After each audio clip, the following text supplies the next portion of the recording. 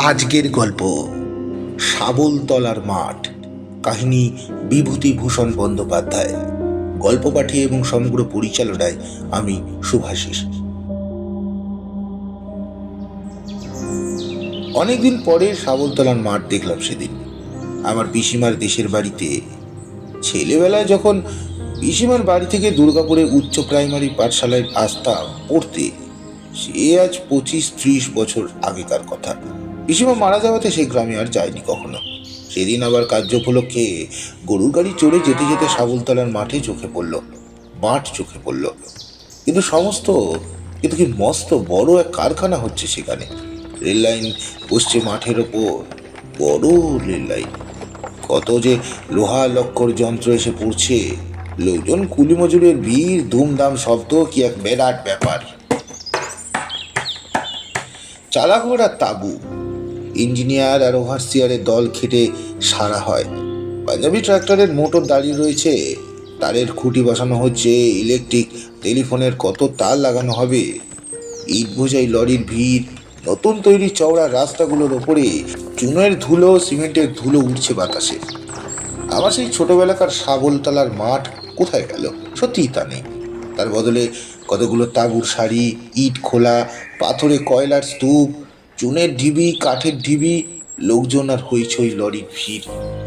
আজ সকালে মার্টিন লাইনের ছোট স্টেশনে নেমেছি, গরুর গাড়ি করে চলেছি পিসিমার বাড়ির গ্রামের পাশে একটা গ্রামের মেয়ের বিয়ের পাত্র খুঁজতে।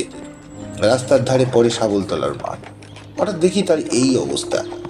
গরুর গাড়ির গাড়োয়ানকে বলি, হ্যাঁ রে, এটা শাবলতলার মাঠ না? হ্যাঁ বাবু। হ্যাঁ বাবু, কি হচ্ছে এখানে? কি জানে বাবু, কলকারখানা হচ্ছে বোধ হয়। কত দূর নিয়ে? তা বাবু অনেক দূর, ওই বাজিতপুর, মনসাতলা, ছাওয়ালমারি, বেদে পোতা, হাঁসখালি চড়া পর্যন্ত। ডাবগুলো সব কোথায় গেল? সব সব উঠিয়ে দিয়েছে। মনে পড়ে গেল আমার 11 বছর বয়সের একটি মধ্যাহ্নের দিন। আমার মনে পড়ে গেল দুর্গাপুর উচ্চ প্রাইমারি স্কুলের মাস্টার উমাচরণ মাস্টারকে। উমাচরণ মাস্টার কতদিন থেকে দুর্গাপুরে ইউপি পাঠশালায় হেডমাস্টারি করেছিলেন তা বলতে পারবো না। গ্রামের ভালো জমিদারের ভাঙা কার্নিশে পায়রার বাসাওয়ালা বৈঠকখানার পাশে সেকেলে তক্তাবসর ছিল তার বাসা। দেওয়ালে একটা হুকো ঝুলত পেরেকের গায়ে। বাঁশের রান্নায় তার দুখানি আধময়লা ধুতি এবং এক ও অদ্বিতীয় পিরিনটি আলতো করে ঝোলানো থাকতো, এবং তার থাকতো তক্তাবসের নিচে একজোড়া কাঠের খড়ম এবং টিনের বিবর্ণ তোরঙ্গ, একটা চটের থলে ভর্তি টুকিটাকি জিনিস, একখানা পাকা বাঁশের লাঠি, এবং সেটি বেশি মনে আছে, এক গাছা তেল জলে পাকানো বিট। উমাচরণ মাস্টার এবার বই লিখতেন। আমি তখন অল্প বয়স্ক লেখক আর সাহিত্যিকের যশগৌরব সম্বন্ধে আমার ধারণা একটু অস্পষ্ট। তবুও মাস্টারমশাই যখন ক্লাসের টেবিলের ওপর পা তুলে গম্ভীরভাবে তার লেখা আক্কেল গুরুম বই পড়তেন, তখন আমরা ক্লাস 14 ছেলে বিস্ময় আর প্রশংসাবর দৃষ্টিতে তার দীর্ঘ গুম্ফযুক্ত বসন্তের দাগ আঁকা প্রৌঢ় মুখমণ্ডলের দিকে চেয়ে থাকতাম। হ্যাঁ, তার বইয়ের নাম আক্কেল গুরুম। তিনি বলতেন প্রহসন। আমার যা বয়স তখন তাতে আক্কেল গুরুম বা প্রহসন দুটোর কথার মানেই বুঝতাম না। মনে আছে বইয়ের মধ্যে একটা ইংরেজি পড়া ছোকরার কথা আছে, এবং পড়ার ভঙ্গিতে মনে হতো উক্ত ইংরেজি পড়া ছোকরা খুব ভালো লোক নয়।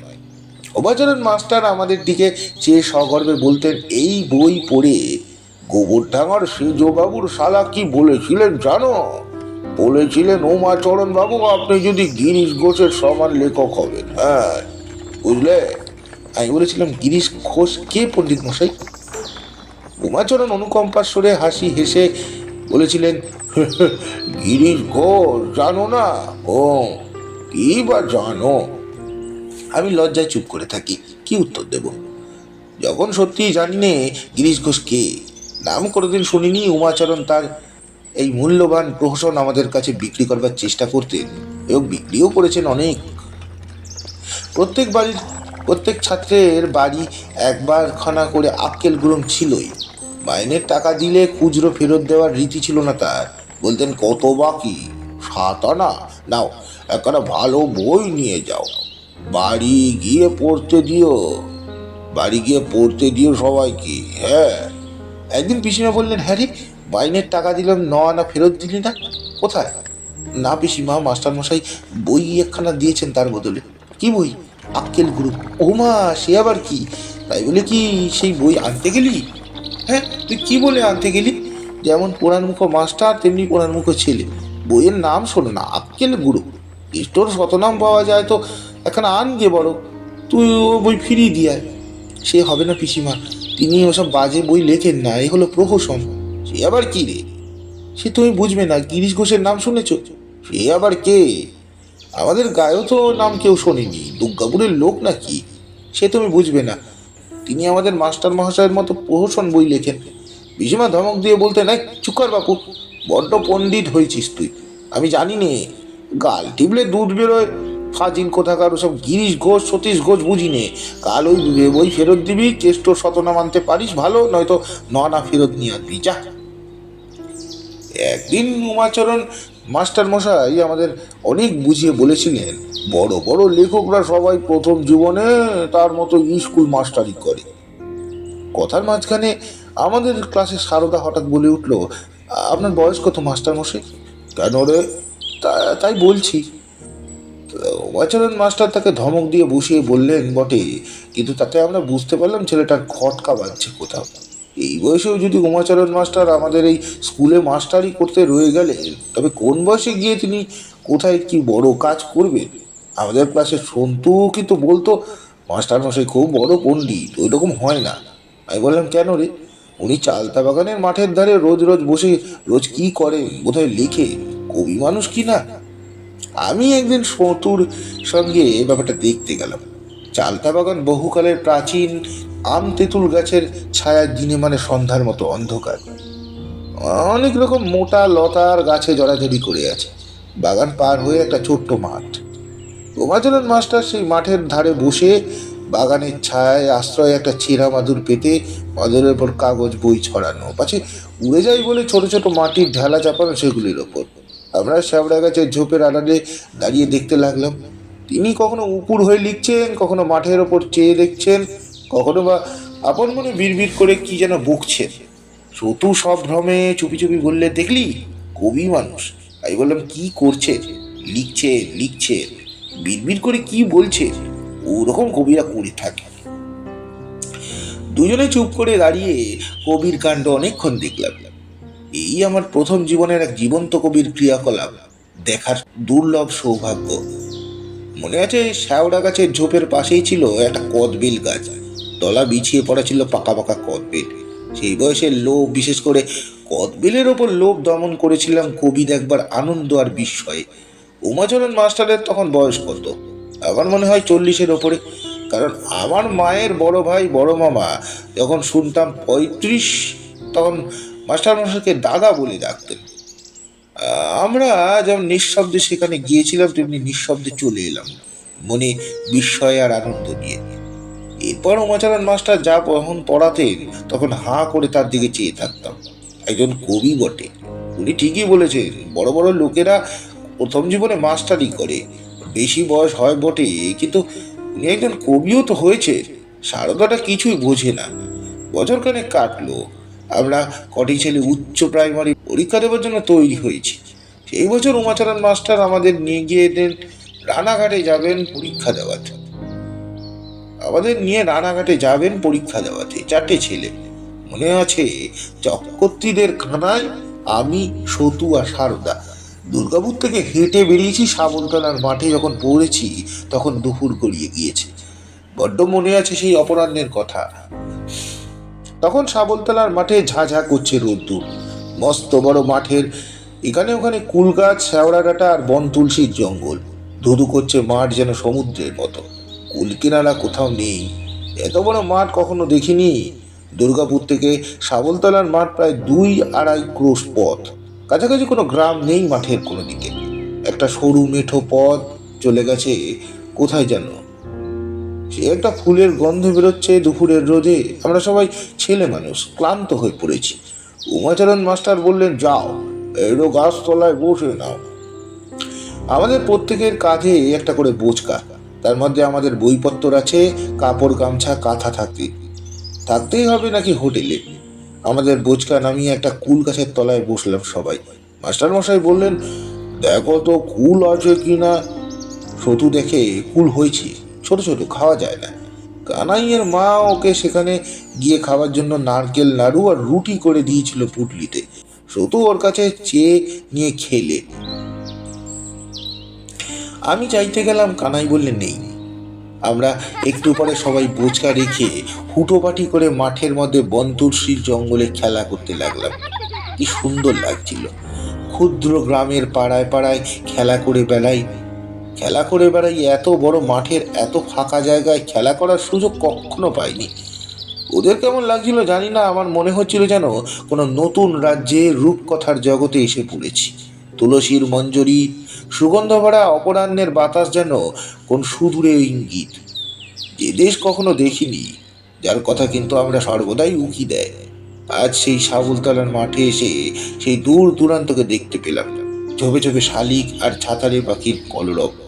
এখানে ওখানে বেলে জমিতে ঠ্যাকশিয়ালের গর্ত, রাঙা কেলে কোড়াল ফুলের লতা জড়িয়ে রয়েছে বুনো কলু চটকা আর তিত্তিরাজ গাছে।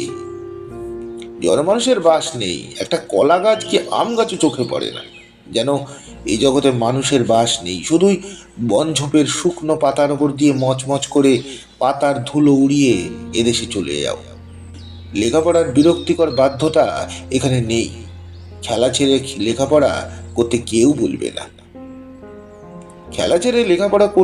বলবে না। এই দেশে। উমাচরণ মাস্টার সেই পুরনো একঘেয়ে বালকের পক্ষে মহা বিরক্তিকর জগতের মানুষ। এই নতুন জীবনের উদাস মুক্তির মধ্যে দিনরাত ব্যাপী খেলা আর অবকাশের মধ্যে ওর স্থান আদেও নেই। বেলা পড়েছে। হঠাৎ সতু বলল, হ্যাঁ রে, মাস্টার মশাই কোথায় রে? আমি বললাম, কেন, কুলতলায় নেই? কতক্ষণ তো তাকে দেখছি না, গেলেন কোথায়? আমাকে যেতে হবে না আমাদের স্টেশনে?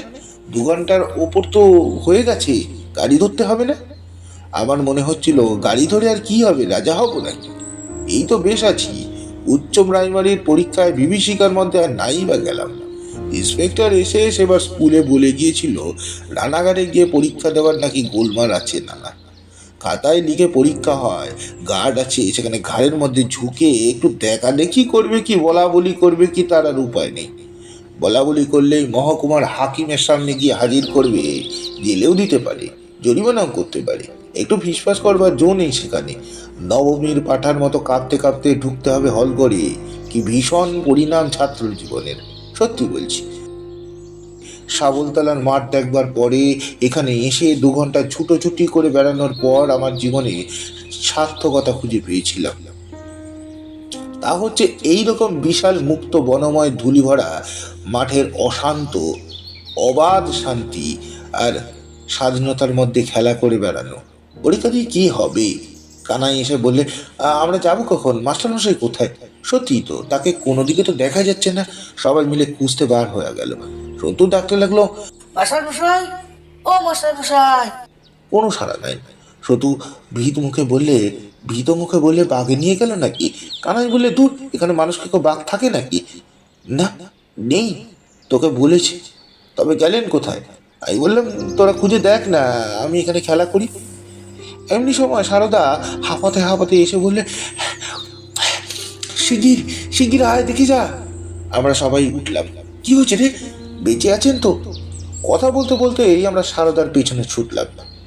দৌড়ে বেশ খানিকটা দূরে সারদা থেমে গেল। আঙুলের সামনে দেখিয়ে আমাদের চুপ করতে বলে পা টিপে টিপে এগিয়ে চলল। আমাদের একটা শুকনো খাল মতন নিচু এলাকায় কুজ্ঝোপের আড়ালে উমাচরণ মাস্টার বসে ঝুঁকে পড়ে কি লিখছেন, সেই দিনকার মতো। এক জায়গায় খুব ছায়া পড়েছে, কুচো ঝোপটায় পাখিরা কিচিরমিচির করছে। সামনে একটু দূর ফাঁকা সুন্দর জায়গা। এই মাঠের মধ্যে জায়গাটা সবচেয়ে ভালো। কবি উমাচরণ মাস্টার ঝুঁকে পড়ে লিখতে লিখতে বিড়বিড় করে আপন মনে কি বকছেন।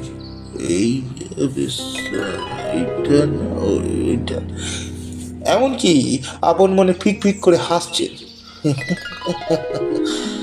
কে যে কেউ বলবে উন্মাদ, পাগল। তন্ময় হয়ে এমন লিখতে আমরা তাকে কখনো দেখিনি। এমনভাবে আপন মনে হাসতেও তাকে কখনো দেখিনি। সন্ত মুগ্ধ দৃষ্টিতে সেদিকে চেয়ে বললে, মাস্টারমশাই একজন আসল কবি। সারদা ওর মতে মত দিয়ে বললে, হ্যাঁ ঠিক তাই।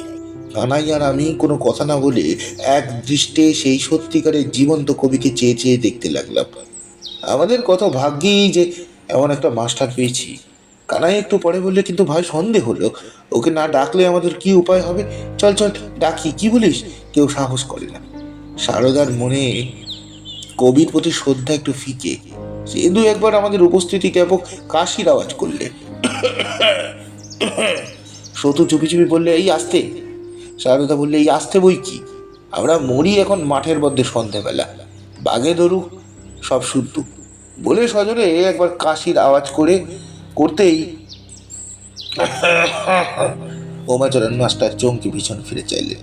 সারদা বললে, আসুন মাস্টার মশাই, সন্ধ্যের দেরি নেই, স্টেশনে এখন অনেক রাস্তা, স্টেশন এখনো অনেক রাস্তা। উমাচরণ মাস্টার ব্যস্ত সমস্ত হয়ে খাতাপত্র গুটিয়ে বগলে করে নিয়ে আমাদের কাছে উঠে এলেন শুকনো খাল ধরে। অপ্রতিভের হাসি হেসে বললেন, তাই তো, বেলা হয়ে গিয়েছে দেখছি, চলো চলো। তারপর পিছন দিকে চেয়ে বললেন, জায়গাটা বড় চমৎকার না? সতু সশ্রদ্ধ সুরে বলল, এখানে কি করছিলেন মাস্টার মশাই? কি আছে ওখানে? উমাচরণ মাস্টার ধমক দিয়ে বললেন, এই সে কি করে তোরা বুঝবি? সে কি করে বুঝবি? সে কি তোরা বুঝবি? সিনারি কাকে বলে জানিস? চমৎকার সিনারি ওখানটাতে, কবিতা লিখছিলাম, কি চমৎকার মাঠটা, বুঝিস কিছু? আমারও চোখে যে এই অপরাহ্নে এই মাঠ অদ্ভুত ভালো লেগেছে। মাস্টার মশাইয়ের কথায় মধ্যে সায় পেয়ে আমার মনটা খুশিতে ভরে উঠল। আমি নতুন দৃষ্টি পেলাম এই দিনটিতে, উচ্চ প্রাইমারি পরীক্ষায় দিতে যাবার পথে। উমাচরণ মাস্টার কত বড় শিক্ষকের কাজ করলো সেদিন, তিনি নিজেও বুঝতে পারলেন কি? তিনি কি নিজেও বুঝলেন? আমার কথা এখানেই শেষ। উমাচরণ মাস্টারের ইতিহাসও এখানেই শেষ। প্রায় 30-32 বছর আগের কথা। উমাচরণ মাস্টার আজ বোধহয় আর বেঁচে নেই। বড় হয়ে উমাচরণ চক্রবর্তী বলে কোনো কবির লেখা কোথাও পড়িনি বা কারো মুখে নামও শুনিনি। তাতে বা কিছু এসে যায়? কিচ্ছু এসে যায় না। যশ ভাগ্য সকলের কি থাকে? আজ এতকাল পরে শাবলতলার মাঠে এসে আবার মনে পড়ে গেল বাল্যের সেই অপূর্ব অপরাহ্নের কথা। মনে পড়ে গেল উমাচরণ মাস্টারকে। দুঃখ হলো দেখে এসে শাবলতলার মাঠ একেবারে ধ্বংস হয়ে গিয়েছে। বুঝে গিয়েছে সে সৌন্দর্য, সে নির্জনতা। উমাচরণ মাস্টারের জন্য মনটা এতদিন পরে যেন কেমন হয়ে উঠল। সমাপ্ত। গল্পটা আপনাদের কেমন লাগলো অবশ্যই জানাবেন। গল্পটা ভালো লাগলে লাইক, কমেন্ট, সাবস্ক্রাইব, শেয়ার করে আমাদের পাশে থাকতে ভুলবেন না। নমস্কার।